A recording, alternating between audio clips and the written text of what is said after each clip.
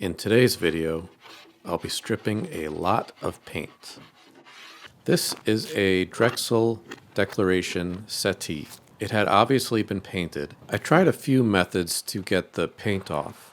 Sometimes I would just scrape off the top layer, but the green layer underneath was really hard. For that, I mostly just let the stripper do the work.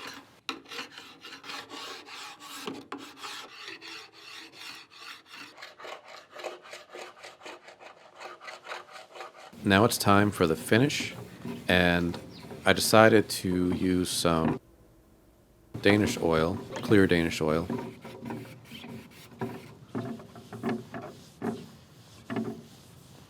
And here it is, all finished. See the full video on my YouTube channel.